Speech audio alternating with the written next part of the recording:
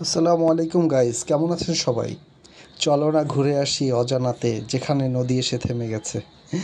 আসলে অজানাতে না গাইস, আপনাদের সবার পরিচিত অত্যন্ত সুন্দর একটা জায়গা উত্তরার দিয়াবাড়ির উদ্দেশ্যে রৌদ্রোজ্জ্বল একটা দিনে, অর্থাৎ ছুটির দিনে আমরা জার্নি শুরু করলাম।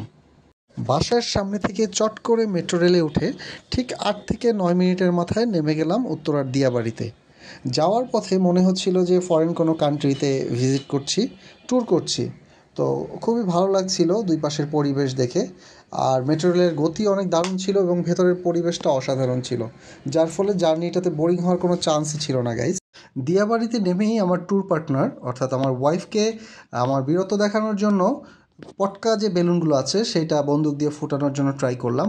এবং আমি ওখানে একটা সিক্রেট আবিষ্কার করলাম গাইস, সেটা হচ্ছে যে আমি যে বেলুনটা টার্গেট করতেছি ঠিক তার নিচের বেলুনটা ফুটতেছে। তো ওকে আমি দেখিয়ে দেখিয়ে বলতেছি, দেখো এবার আমি এই বেলুনটা ফুটাবো, এই বেলুনটা ফুটাবো। এবং আসলে সাকসেসফুলি সবগুলো বেলুন ফুটতেছিল। তবে মজার বিষয় হচ্ছে যে আসলে নিচেরগুলো ফুটতেছিল, তো আমি একটু উপরে মারতেছিলাম যেন নিচেরটা ফোটে। তো যাই হোক, এরপরে আমরা চলে গেলাম সেই মনোরম পরিবেশে। আসলেই দিয়াবাড়ির যে খোলামেলা পরিবেশ, এটা খুবই মজার একটা পরিবেশ এবং আসলে নিজেকে পার্সোনালি একটু সময় দেওয়ার জন্য এর চেয়ে বেস্ট প্লেস আসলে ঢাকা সিটিতে খুব কমই আছে। সামনে বড় লেক, দুই পাশে সুন্দর সুন্দর বাড়ি গাইস।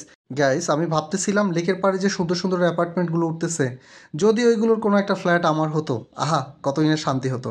যাই হোক, আমার ট্যুর পার্টনারকে অর্থাৎ আমার লাইফ পার্টনার এবং আমার ওয়াইফ যাই বলেন, তাকে একটু খুশিতে গদগদ করানোর জন্য আমি সেই কাজটা করলাম যেটা দেখলে আসলে প্রত্যেকটা মেয়েই হুমড়ি খেয়ে পড়ে। সেই ফুচকাটা অর্ডার দিলাম স্পেশালি। তো গাইজ, যথারীতি আমার ওয়াইফের সামনে যখন ফুচকার প্লেটটা আসলো, তার মুখের সেই কাঙ্ক্ষিত হাসিটা, খুব মিষ্টি একটা হাসি আমি দেখতে পেলাম। তো আমারও বেশ ভালো লাগছিল। তো গাইজ, এটা দেখে মনে করার কোনো চান্স নাই যে শুধু সেই খাচ্ছিল আর আমি বসেছিলাম বা আমি দেখছিলাম।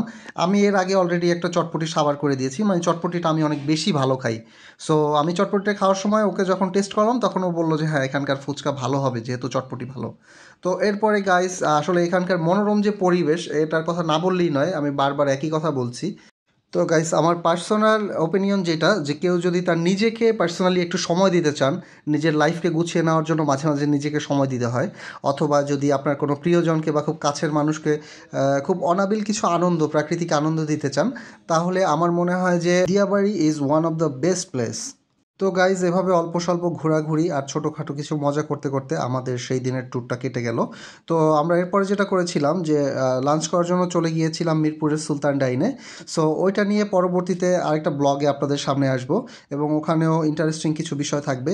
So guys, thanks for watching. এতক্ষণ আমাদের সাথে ছিলেন, এজন্য আপনাদেরকে অসংখ্য ধন্যবাদ। ভালো থাকবেন, টাটা।